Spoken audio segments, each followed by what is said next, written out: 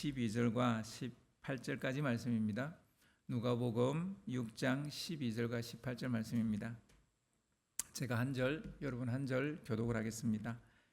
이때에 예수께서 기도하시러 산으로 가사 밤이 새도록 하나님께 기도하시고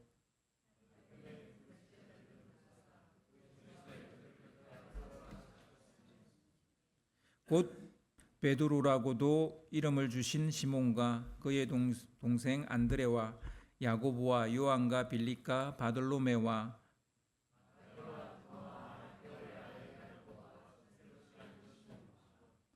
야고보의 아들 유다와 예수를 파는 자 될 가룟 유다라.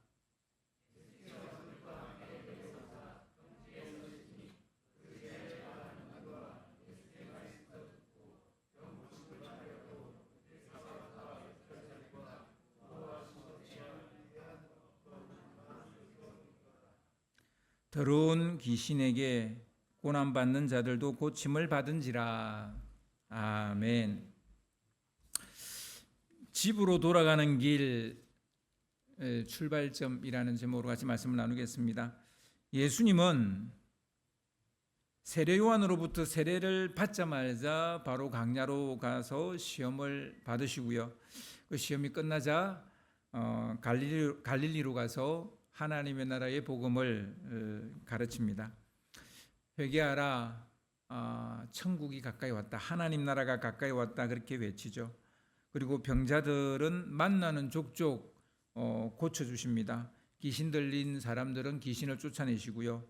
열병을 앓고 있던 시몬의 장모, 그러니까 베드로의 장모도 고쳐주시고, 그리고 나병 들린 사람을 고쳐주시고, 중풍병자를 고치십니다. 손 마른 자도 고쳐주시죠. 예수님의 가르침에는 권위가 있었다라고 말합니다. 그러니까 그 말씀 자체에도 권위가 있었지만 예수님이 일으키는 어떤 그 이사와 기적 같은 게 또 이런 권위를 더 있게 했던 것 같습니다. 그래서 사람들이 뭐 예수님에 대한 소문을 듣고 이제 사방에서 몰려옵니다. 더 많은 병자들이 모여들었고요. 수많은 무리들이 그의 말씀을 듣고자 막 꾸역꾸역 밀려왔습니다. 따르는 사람들은 이제 너무너무 많죠. 많은 사람들이 따릅니다. 근데 주님은 그 많이 따르는 사람들 그 사이사이에서, 그리고 또 그 바쁜 사역 와중에도 틈틈이 제자들을 세우십니다. 그러니까 제자들을 따로 부르십니다. 누가복음 5장에 보면 어부인 베드로와 그 동업자들인 야고보와 요한을 부릅니다. 그리고 세간에 앉아있던 레이를 마태라고도 하죠. 레이를 제자로 부릅니다. 요한복음 1장을 보면 세례 요한의 제자였던 안드레를 부르게 되고, 그리고 또 길을 가시다가 그 빌립을 제자로 부르게 됩니다. 그 빌립은 자기가 이제 메시아를 만난 게 너무 좋아서 자기 친구 나다나엘에게 가서 자기가 메시아를 만났다 하고 나다나엘도 데리고 와서 예수님의 제자가 되죠. 예수님을 따르는 무리들과 제자들, 이 사람들이 막 뒤섞여 있었습니다. 그점에 예수님은 혼자 산으로 가서 밤이 새도록 기도를 하십니다. 어떤 삶에 문제가 있었다고 보기는 어렵습니다. 사역은 너무나 잘 되고 있었고, 제자들도 한 사람 한 사람 부르고 있었고, 그리고 수많은 사람들이 따르고 있었습니다. 그런데 혼자 산으로 가서 밤이 새도록, 그러니까 밤새도록 기도를 하셨다는 거예요. 그리고 이제 아침이 되자 이제 주무신 게 아니고 제자들을 부르시고 그 중에서 12를 택해서 사도라 칭했다는 거예요. 그러니까 이 구절을 잘 보셔야 돼요. 그러니까 제자들을 부르셨는데 이 앞에 제자들은 12명을 말하는 게 아니에요. 그러니까 예수님을 믿고 따르는 모든 사람들을 제자라고 말하는 거예요. 그리고 그 중에서 12를 세웠다는 거예요. 그리고 그들을 사도라고 불렀다는 거예요. 그래서 제자와 사도는 엄연히 다른 이야기라는 걸 우리가 알 수 있죠. 사도라는 말은 일정한 사명을 위임받아서 파견된 자를 우리는 이제 사도라고 말하는데, 헬라어로는 아포스톨로스라고 말합니다. 아포스톨로스, 보냄을 받은 자, 이런 뜻인데, 예수님도 스스로 자기 자신에 대해서 자기에 대해서 보냄을 받은 자라고 말하니까 예수님도 어느 부분에서는 사도죠. 12명의 제자를 택하여 세우고 사도라고 불렀다는 거예요. 제자들이 둘씩 짝을 지어서 전도 실습 나갈 때 복음서의 제자들은 그 제자들을 사도라고 그렇게 기록을 하고 있어요. 그리고 예수님이 성천하시기 전에 제자들에게 지상명령을 주시는데요, 그때 그 제자들을 사도라고 말합니다. 이후로 12제자들을 가리킬 때만 사도라는 말을 씁니다. 그래서 우리가 예수님의 제자는 될 수 있으되 사실은 이제 우리를 사도라고 그렇게 직분을 주지는 않습니다. 그냥 사도는 12제자만 포함되고요. 나중에 그 이후에 이제 예외적으로 바울을 이 사도라고 칭하는데 그 이름을 넣어줍니다. 뭐 본인이 자기가 사도로 하는데 아무도 그거에 대해서 이의제기를 하지 않습니다. 뭐 한 사람도 있긴 했는데 그래도 뭐 전체적인 어떤 그 분위기에서는 바울을 사도로 그냥 인정하는 그런 분위기로 흘러갔습니다. 이와 같이 이 복음서에는요, 그 복음서 중에서 특히 마가복음과 마태복음은 사도란 말이 딱 한 번밖에 안 나와요. 각각 한 번밖에 안 나와요. 그리고 이 누가복음만 사도라는 말이 9번이 나와요. 이게 무슨 말인지 아시겠습니까? 누가는 사도행전을 쓴 사람이잖아요. 누가복음도 썼지만 사도행전을 쓴 사람이잖아요. 그러니까 누가는 이 제자 12명의 이 제자들을 좀 더 그 폭넓은 시각으로 바라본 거예요. 그래서 아예 누가복음에도 이들이 사도가 될 거기 때문에 사도라는 말을 이미 쓰고 있는 것을 알 수가 있습니다. 누가 그 마가복음은 전도 실습 갈 때 이제 사도라는 말을 쓰고요. 그리고 마태복음은 누가복음처럼 12제자를 세울 때 이제 막 지금 12제자를 세우잖아요. 12제자를 세울 때 사도라는 말을 씁니다. 이렇게 한 번밖에 사용을 하지 않습니다. 역시 이제 누가는 사도행전을 쓴 저자로서 이 사도라는 말을 훨씬 더 많이 쓰고 있고 강조하고 엄청 강조하고 있다는 걸 알 수 있죠.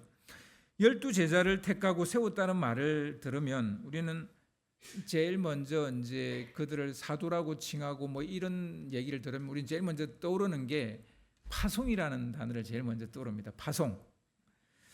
뭐 당연한 기결이기도 합니다. 보냄을 받은 자라는 뜻이니까. 하지만 우리가 놓치고 있는 게 하나 있습니다.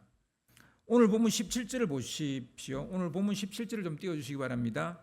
오늘 본문 17절에 보면 예수께서 그들과 함께 내려오사 평지에 서시니 그 제자의 많은 무리와 예수의 말씀도 듣고 병고침을 받으려고 유대 사방과 예루살렘과 두로와 시돈의 해안으로부터 온 많은 백성도 있더라. 이 말씀, 지금 이 말씀에서 지금 우리가 놓치고 있는 게 있습니다. 뭘 우리가 놓쳤을까요? 예수께서 그들과 함께 내려오사 평지에 서셨다는 거예요. 함께라는 단어입니다. 함께. 함께라는 말에 우리가 초점을 맞출 필요가 있습니다.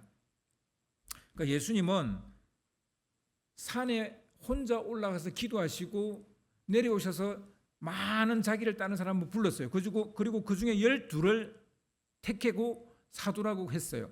그리고 이제 그 12과 함께 산에서 내려와서 평지에 서셨다는 거예요. 이게 무슨 말이냐면 이제 이들과 이 12명과 동고동락 하시겠다는 거예요. 한 팀이 돼서 움직이겠다는 거예요. 한마디로 공동체가 만들어졌다라는 그런 뜻입니다. 예수님은 이 공동체를 만들기 위해 혼자 산으로 가서 밤을 새워가며 기도하신 겁니다. 그리고 날이 밝자 친히 제자 공동체를 만듭니다. 이제 그들과 함께 다니면서 사역을 합니다.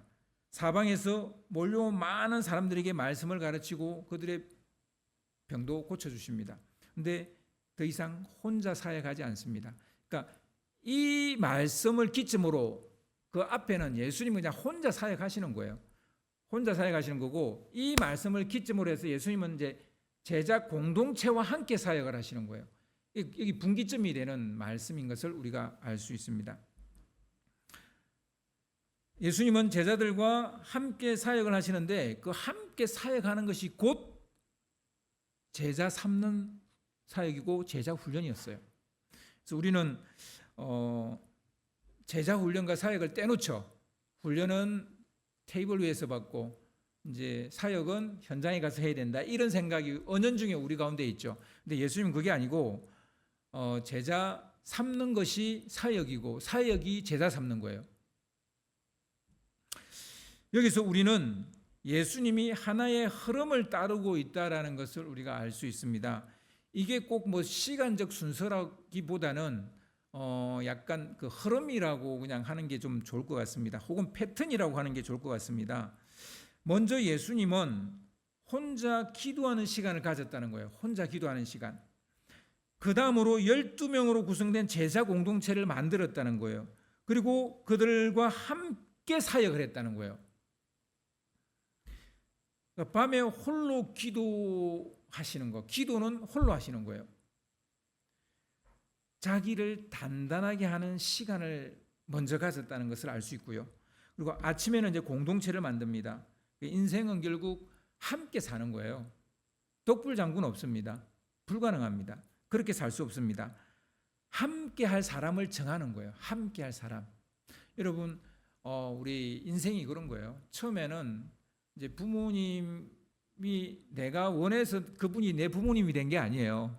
어느 날 내가 눈 떠보니까 그분이 부모님인 거예요. 그러다가 이제 한 20살 넘어가면 내가 함께 할 사람을 정합니다. 정해야 돼요. 그리고 이제 함께 그 사람과 살아가는 겁니다. 그리고 난 다음에 이제 그 함께 하는 사람과 같이 뭔가를 하는 거예요. 사역을 하든 뭘 하든 일을 하든 함께 하는 거예요. 그러니까 서로 마주보고 살라고만 함께 하는 게 아니고 같이 이제 살아가는 거예요. 같이 살아가는 거. 이게 하나의 패턴이라고요. 하나의 흐름이라고요. 뭐 약간 순서적이기도 하지만 그렇다고 꼭 순서라고 말하기도 어려운 뭐 그런 거예요. 인생은 이렇게 누군가와 함께 뭔가를 할 때 의미를 찾게 되고요. 그리고 가치 있는 인생이 됩니다. 예를 들어 산에 들어가서 열심히 돌탑을 쌓아요. 이제 뭐 그런 분들 있습니다. 종종 TV에도 나오더라고요. 막 돌탑을 어마어마하게 멋있게 막 예쁘게 많이 쌓아놓은 절이 많아요. 근데 그분이 자기가 돌을 닦기 위해서 돌을 쌓았대요. 그런데 아무도 와서 그 돌 쌓은 걸 보지 않으면 그분이 행복할까요? 안 할까요? 안 해요. 자기가 쌓아난 이 돌탑을 봐야 되는 거예요. 누군가가 와서 봐야 자기도 행복한 거예요. 그러니까 뭐든지 함께 해야 되는 거예요. 결국은 함께 해야 된다고요. 뭐 여러분 그렇다고 해서 산에 가서 돌탑 쌓으라는 얘기가 절대 아닙니다. 제가 한 예를 드는 거예요. 산다는 게 그런 거라는 거예요. 산다는 것이 내가 살아야 될 사람을 정해야 되고요. 그리고 내가 그 정한 사람과 뭔가를 이루어가는 거예요. 그러니까 인생은 부부는 마주보기가 아니라 사실은 한 곳을 같이 보는 거다, 이렇게 이야기하는 이유가 그게 있습니다. 친구 관계는 조금 다르긴 하지만 그것도 저는 뭐 크게 다르지는 않다고 봅니다. 저는 인생이라는 여정이 항상 이 패턴을 따를 수밖에 없다라고 생각을 합니다.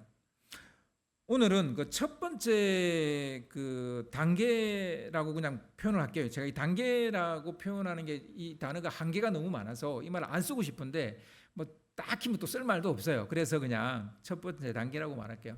이 첫 번째 단계인 혼자 하나님 앞에 서는 것에 대해서 이제 여러분과 오늘 좀 이야기를 하려고 합니다.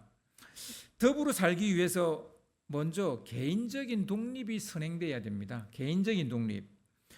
우리 시대의 문제는 이 개인적인 독립을 세우는 것을 무시해버린 게 우리 시대의 문제예요. 그러니까 이 어떤 인생 여정의 흐름의 첫 번째 그 스텝, 첫 번째 단계를 그냥 무시를 해버린 거예요. 이게 우리 시대의 지금 가장 큰 문제예요. 나는 누구인가? 나는 어디서 왔고 어디로 갈 것인가? 이 물음에 답을 얻지 못한 상태에서 공동체로 밀려 들어가는 거예요. 사회로 밀려 들어가 버리는 거예요. 이 물음이 우리 교육하는 과정 속에 없어요. 아이들 교육 과정이 없어요. 그렇다고 집에서 시키냐? 집에서도 안 시켜요. 집이나 그 사회나 똑같아요. 무조건 아이들한테 무엇을 하고 살 것인가만 가르치는 거예요. 넌 누구인가는 안 가르치고 무엇을 해야 되는지에 대해 몰빵을 해요. 몰빵. 그러니까 뭐 4살, 5살 때부터 영어 유치원을 보냅니다. 지금 유치원에도 의대반이 있다는 거 아세요? 기가 막힐 노릇 아닙니까? 유치원에도 의대반 애들이 있다니까요. 이게 정상이 아니지 않습니까? 나는 누구인지, 어디로부터 와서 어디로 가는지, 더불어 사는 게 무엇인지, 어떤 재능과 재주를 가지고 태어났는지, 무엇에 흥미를 느끼는지, 무엇이 되고 싶은지, 이런 모든 물음은 다 생략되고 오로지 무엇을 하며 살 것인지만을 생각한다는 거예요. 그것만, 집에서도 그것만 가르치고 뭐 학원이든 학교든 거기서도 그것만 가르치는 거예요. 그러니까 이제 언제 곤란해집니까? 고3 되면 곤란해져요. 고3이 되면 자기가 누군지를 잘 모르는데 진로를 선택하려니까 이게 미치고 환장할 노릇인 거예요.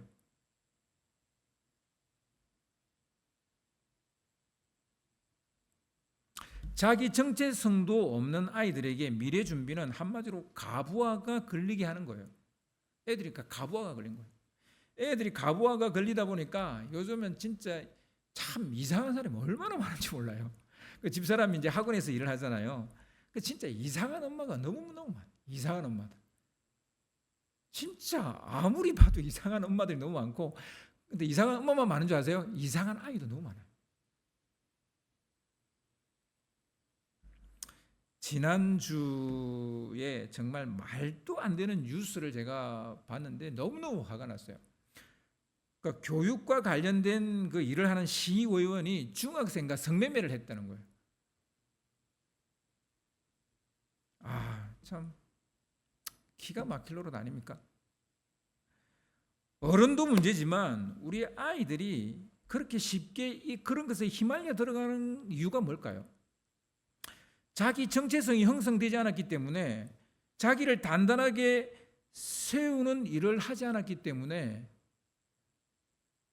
아이들도 이런 거에 말려 들어가고 꼬여 넘어가는 거예요. 그 아이가 잘못이다는 말을 제가 하는 게 아니에요. 심각한 문제는 그 어른이죠. 어른인데 우리 사회가 중요한 것을 놓치고 있다는 얘기를 제가 하는 거예요. 그 어디에도 그 아이의 정체성을 찾게 해주는 교육이 없다는 거예요. 지금 여러분, 지금 막 학교도 안 들어간 미취학 아이에게 뭐 영어 학원도 보내고 수학 학원도 보내고 뭐 태권도도 보내고 다 보내요. 근데 너는 누구인가를 묻는 데를 보내질 않아요. 그게 어디예요? 교회죠. 아이들을 학원에 보낼 시간이 있는데 교회 보낼 시간이 없는 거예요. 물론 뭐 자기가 누군지를 찾았으면 상관은 없을는지는 모르겠는데 아무튼 대부분 못 찾았잖아요.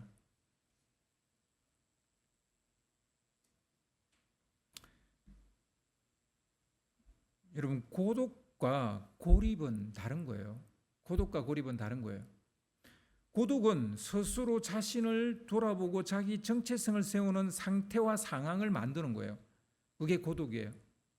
근데 고립은요, 자기와도 관계하지 않고 타인과도 관계하지 않는 상태를 말합니다. 지금 이 시대에 우리 아이들은 고립되어 있어요.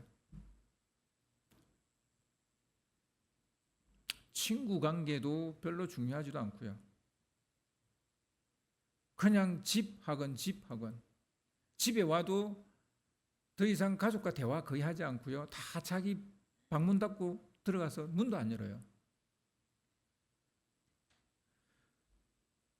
아이를 고립을 시켜놔놓고 수학 공부, 영어 공부, 국어 공부만 시키는 거예요.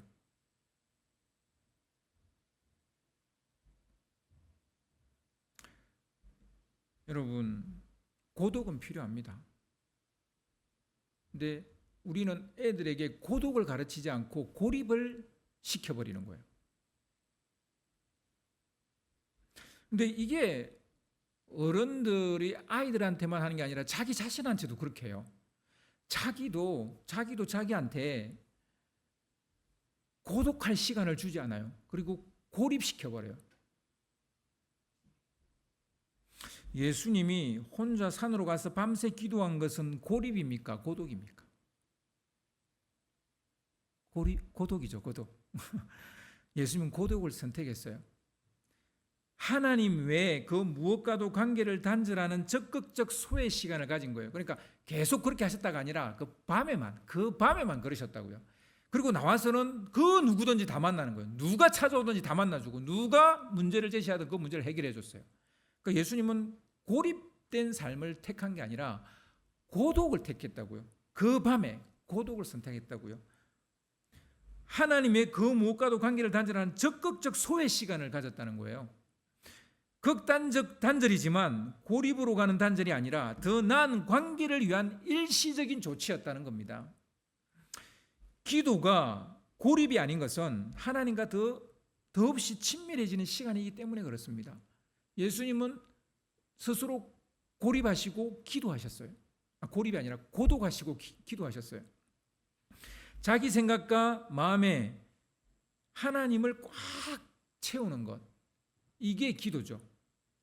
그러니까 하나님으로 채우려면 세상과 단절을 좀 해야 돼요. 그러니까 아예 세상과 벽 쌓고 살라가 아니라 적어도 하룻밤 아니 뭐 1시간이라도 좀 세상과 단절하고 자기를 고독하게 만드는 그런 시간이 있어야 된다는 거죠. 자기 생각과 마음에 하나님이 꽉 차 있는 그런 시간, 그런 순간이 좀 있습니까, 여러분? 기도는 고독일 수는 있지만 고립이지는 않습니다. 누구를 세울지 몰라서 그걸 알게 해달라고 기도하신 것이라고 여러분 생각하세요? 그렇게 설교하시는 설교를 제가 들어본 적은 있어요. 저 많은 사람들 중에서 누구를 세우지? 얘도 마음에 들고 쟤도 마음에 들고 근데 12명만 세워야 돼. 누구를 세울지 내가 모르겠어. 그래서 기도하러 가신 것 같아요? 저는 그거 아니라고 생각합니다. 12명과 이제 함께 해야 돼요. 공동체가 만들어져야 돼요. 그러기 위해서는 자기를 잃지 않아야 됩니다.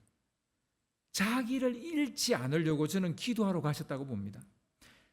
여러분, 공동체가 되려면요, 공동체가 형성되려면 자기가 형성 안 된 사람들이 모이면 공동체가 잘 될 것 같죠? 아니에요. 그 반대예요. 자기 정체성이 잘 형성된 사람들이 모여야만 공동체가 형성이 돼요. 특히 그 공동체를 만드는 사람, 리더의 자기 정체성이 명확해야 돼요. 자기가 단단해야 공동체가 유지되기 때문입니다. 단단한 사람일수록, 자기가 단단한 사람, 자기 정체성이 잘 세워진 사람일수록 그 공동체에서 나오는 잡소리들이 있어요. 그 잡소리에 흔들리잖아요. 근데요, 자기가 단단해지지 않은 사람은요, 공동체에서 나오는 잡소리에 완전히 그냥 뒤집어져요. 흥분하고 자존심 상하고 막 화를 내고. 그래서요, 예수님은 지금 누구를 세울까를 고민하신 게 아니라 자기를 위해서 기도하러 가셨다고요. 내가 이제 이들 관계, 정말 그들이 마음에 들까요? 12명이 다 마음에 들까요? 그 중에 예수 파는 자도 있잖아요. 부인하는 다 부인하고 도망갈 거잖아요. 예수님 다 알고 계시죠? 그들을 12를 세울 거라고요. 그럼 다른 12를 세우면 괜찮을까요? 다 똑같아요. 누구를 세워도 다 똑같을 거예요. 그러면 뭐가 중요하겠어요? 12명이 중요한 게 아니라 예수님 자신이 중요한 거예요. 저들이 잡소리를 하든 어떤 부인을 하든 배신을 하든 그들을 끌어안고 갈 수 있는, 그들을 품고 갈 수 있는 그릇이 되는 게 중요하죠.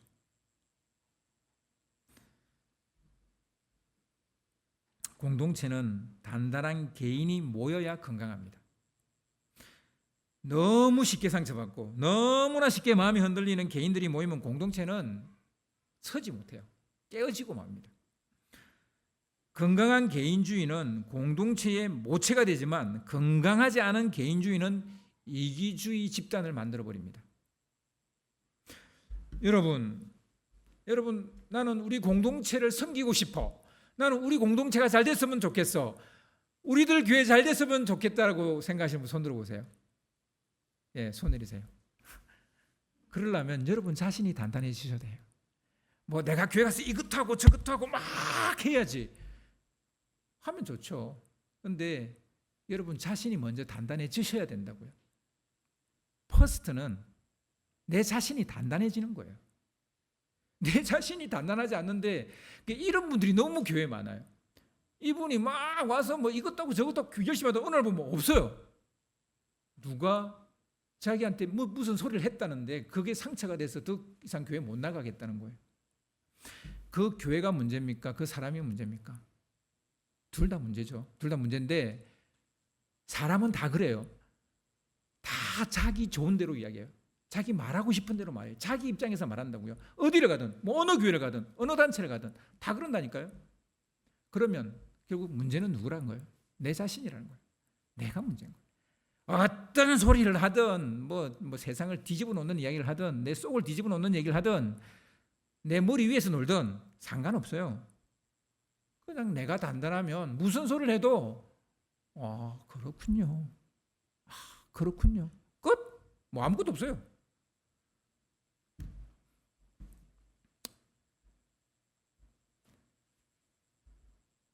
하나님의 얼굴과 마주할 수 있는 사람은요, 다른 이들의 얼굴과 마주할 수 있습니다. 우리가 왜 다른 사람들과 얼굴을 계속해서 마주하지 못합니까? 하나님 얼굴과 마주하지 못했기 때문이에요. 하나님 얼굴과 마주하면 우리가 뭘 느끼냐면요, 딱 이걸 느껴요. 하나님 어떻게 나 같은 인간을 구원하셨지? 어떻게 나 같은 인간을 사랑하시지? 이거를 경험한 사람이 하나님 얼굴과 마주한 사람이에요. 그 사람은요, 다른 사람들 마주할 수 있어요. 그 사람이 나를 배신하고 나를 덩치고 나에게 사기치고 그래도 나도 그런 사람이니까, 나도 하나님 앞에 그런 사람이에요. 얼마나 내가 하나님을 많이 부인했습니까? 얼마나 하나님을 외면했습니까? 근데 하나님 여전히 나 사랑하시잖아요. 이게 하나님 얼굴을 마주한 사람이에요. 그래서 하나님 얼굴과 마주한 사람만이 진짜 다른 사람의 얼굴과 마주할 수 있습니다. 아버지 하나님의 마음에 집중할 수 있는 그 사람만이 다른 사람의 마음도 집중할 수 있어요. 우리 하나님 정말 얼마나 속상하실까? 우리 하나님 정말 정말 진짜 열받아, 진짜 화나. 얼마나 정말 진짜 답답하실까? 얼마나 화가 나실까? 나를 보면. 이걸 알게 되면 다른 사람이 다 용서가 되는 거예요. 하나님도 나를 용서했는데, 나 같은 인간을 용서했는데, 예수님은 12과 동고동락하기 전에 아버지와 함께하는 시간을 충분히 갖습니다. 왜 하나님 아버지와 충분한 시간을 가졌을까요? 자기를 단단하게 하는 시간을 가진 거예요. 저 개인적인 생각입니다만, 부모와 스스럼 없이 대화하고 관계하는 자녀들이 나중에 결혼해서 그 배우자와도 좋은 관계를 저는 유지할 수 있다고 생각하는 사람 중에 하나입니다. 그리고 부모의 마음을 헤아릴 줄 아는 자녀가 나중에 자기 배우자의 마음도 헤아릴 줄 아는 사람이 된다고 봅니다. 저는요, 우리 아이들이 아직까지 저의 품에 있으니까 우리 애들과 참 대화를 많이 하려고 합니다. 일단 대화를 많이 하면 저도 좋고요. 근데 사실 뭐 저 좋으라고 하는 건 아니고 얘들이 엄마 아빠와 대화하는 법을 배워야 나중에 자기 배우자와도 대화를 하는 사람이 될 수 있기 때문이에요. 그래서 저는 더 멀리를 내다보고 항상 우리 아이들과 대화를 합니다. 뭐 대화 내용은 다 그냥 시시콜콜한 얘기예요. 무슨 뭐 대단한 얘기 하지 않습니다. 그냥 여러 잡동사니 이야기 다 합니다. 다 하는데 그 목적은 그거예요. 그 대화 내용에 무슨 내용이 무슨 되게 뭐 의미가 있고 이런 거 없어요. 그냥 뭐든지 대화를 하는 거예요. 이 모든 관계의 기초, 사회성의 기초는 저는 고독이라고 봅니다. 건강한 개인주의라고 봅니다. 건강한 개인주의와 고독은 깊이 연관이 있어요. 진짜 자기 혼자 있을 수 있는 사람만이 건강한 개인주의자가 될 수 있어요. 특별히 하나님과 친밀한 교제를 위해 선택한 고독이, 그러니까 난 하나님과 더 친밀한 교제를 나누고 싶어서 선택하는 고독이 있어요. 그 고독이 공동체의 기초라고 생각을 합니다. 나와 하나님 사이에 그 무엇도 끼어들지 못하게 하는 게 기도예요. 그러니까 기도 시간만은 하나님과 나 사이에 그 무엇도 끼어들지 못하게 해야 돼요. 하나님 외에 그 무엇도 보지 않고 오직 하나님에게만 집중하는 것, 이게 기도입니다. 그러니까 뭐 하나님 앞에서 뭐 말도 안 되는 소리를 할 수도 있어요.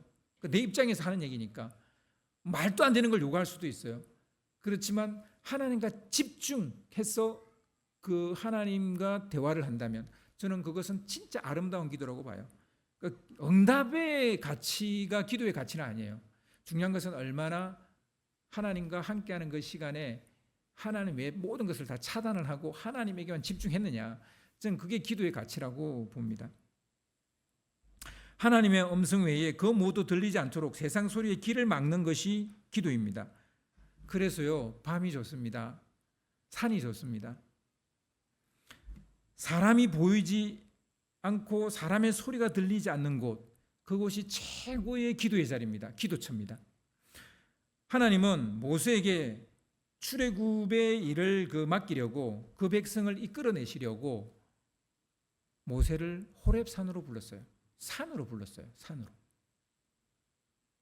하나님 외에 모든 것은 벗어버리라는 거예요. 내 신을 벗어버리라는 거예요. 오직 떨기나무에 임재하신 하나님의 음성을 들으라는 거예요. 그게 기도예요. 하나님은 엘리야에게 새로운 사명을 주시기 위해서 호렙산으로 똑같은 호렙산이죠. 산으로 불렀 거예요. 하나님은 아브라함의 믿음을 시험하시기 위해서 모리아 산으로 부릅니다. 산으로 부릅니다. 산은 세상과 차단된 그런 세상을 저는 상징하고 의미한다고 봅니다. 기도는 세상과 차단하는 처절한 싸움이에요. 여러분, 기도하면서 뭐 핸드폰 들고 가시고 기도 안 하겠다는 얘기예요. 기도하러 가실 때는요, 핸드폰 무음으로 해놓으셔야 돼요. 무음으로 해놓으시고 기도하셔야 돼요. 예배드릴 때 무음으로 해놓으셔야 돼요. 하나님과 연합하는 치열한 몸부림이에요. 그러니까 기도 내용이 중요한 게 아니라니까요. 제가 이제 교회 내려오면 여기 뒤에 앉아서 기도를 하는데 정말 뭐 5만 가지 생각이 다 떠올라요. 기도하러 앉아. 아니, 기도하러 앉기만 하면 그렇게 생각이 막 5만 가지 생각이 떠오르는지 모르겠어요. 그러니까 기도의 구할은 이 모든 생각을 차단하는데 다 시간을 쓰는 거예요. 팍 떠오르면 탁 죽여놓고 또 뭐 떠오르면 또 죽여놓고, 이거 차단하고 마지막 순간에 하나님의 세미한 음성을 듣는 거예요. 엘리야가 호렙산에서 그랬던 것처럼. 밤은 어둠의 시간입니다. 우리는 언제 나의 이 시야를 가리는 이 사람들이 보이지 않을까요? 언제 이 사람들이 보이지 않을까요? 언제 사람 소리가 들리지 않을까요? 밤입니다. 밤. 이 밤이라는 것은 스스로 해결할 수 없는 삶의 난제, 그때를 우리 밤이라 그래요. 감당할 수 없는 고통과 시련을 겪을 때, 그때 우리는 밤이라 그래요. 시련과 고통이 가해지면 그것 때문에 다른 게 안 보여요. 나에게 너무나 큰 고통이 따르면요, 다른 고통은 보이지도 않고 다른 문제는 보이지도 않아요. 그것밖에 안 보여요. 여러분, 그래서 하나님 우리에게 시련을 주시는 거예요. 고통을 주시는 거예요. 하나님만 바라보라. 그때가 바로 우리 인생의 밤입니다. 그때가 바로 기도할 때입니다. 그때 하나님께 집중할 수 있습니다. 괴롭고 외로울 때, 강야를 지날 때 가장 하나님께 집중할 수 있는 시간입니다. 우리는 이렇게 생각하죠. 편하기도 하면서 하나님도 잘 믿기를 원합니다. 불가능합니다. 제가 딱 대놓고 말하는데 불가능해요.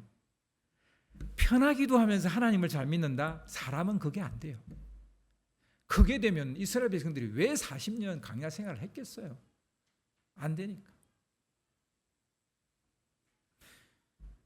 이스라엘 사람은 안 되는데 나는 돼요. 안 돼요. 탕자의 이야기를 보면 이 사실을 우리가 너무나 잘 알 수 있습니다. 둘째 아들은 자기 마음대로 살고 싶었어요. 그래서 아버지께 자기에게 돌아올 유산을 미리 당겼습니다.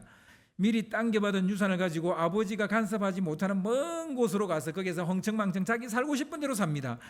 뭐 돈이 많으니까 뭐 친구들도 막 따라다니고 뭐 하여튼 뭐 다 막 좋고 행복해 보이고 즐거웠습니다. 근데 이제 돈이 떨어지니까 그 당겨 쓴 돈이 다 떨어지니까 친구도 다 떨어지는 거예요. 그의 곁에 아무것도 남지 않습니다.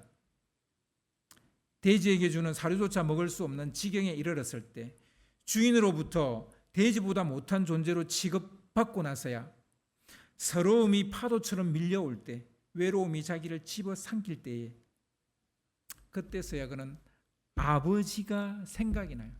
아버지 집이 생각이 나요. 여러분, 우리가 언제 하나님 나라가 생각날까요? 이 땅의 삶이 고달플 때, 괴로울 때. 살만하면요, 살만하면 아버지 생각 안 나요. 더 잘 살 거를 생각해요. 1억을 벌면 2억 벌고 싶고, 10억을 벌면 30억을 벌고 싶고, 그런 거예요. 그거에만 몰두하지 아버지 나라 생각 안 합니다.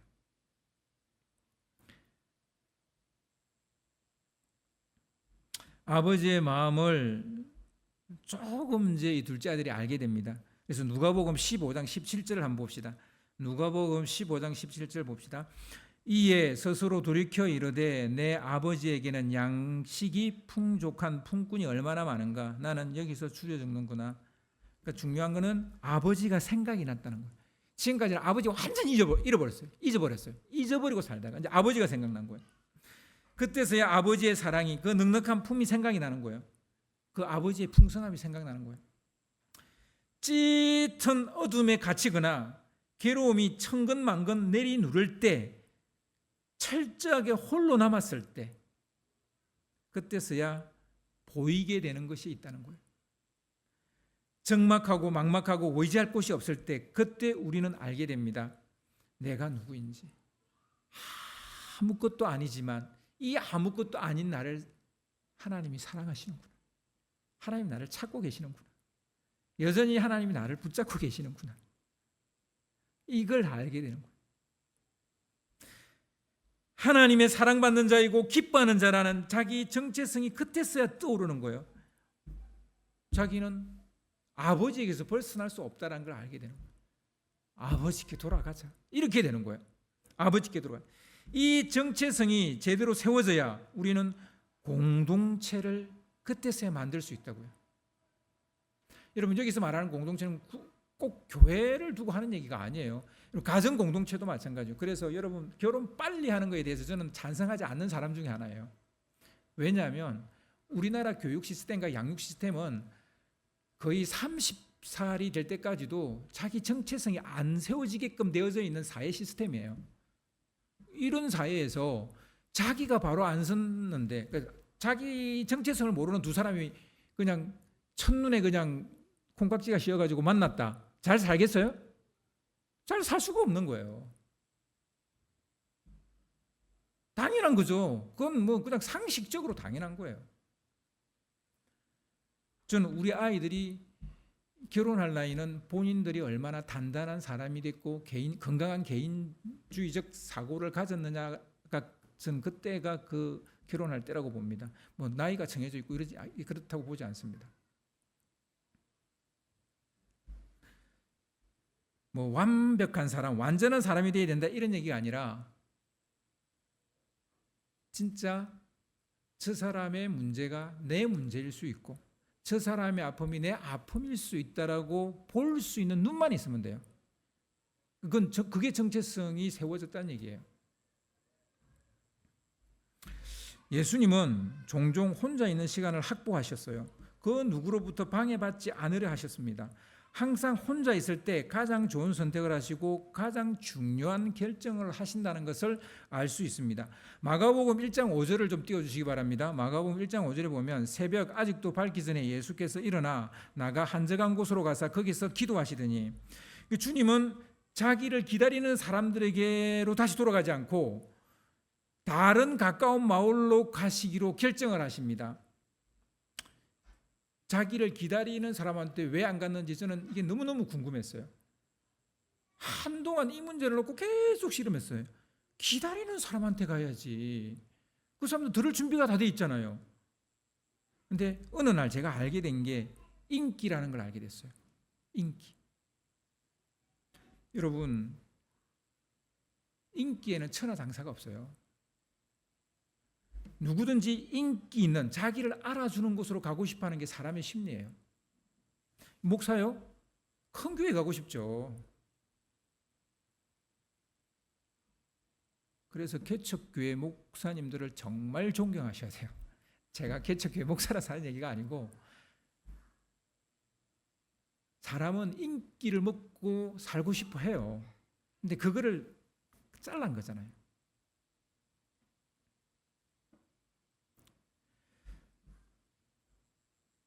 인기가 아니라 이 땅에 온 목적이 예수님한테 더 중요한 거예요. 그걸 어떻게 알았어요? 한적한 곳에서 기도했기 때문에 알았어요. 가까운 다른 마을 가서 그들에게도 복음을 전하는 거예요. 이들은 이미 복음 들어서 알아요. 근데 뭔가를 더 얻으려고 예수님한테 뭔가를 더 얻으려고 기다리고 있는 거예요. 그들은 아니라는 거예요.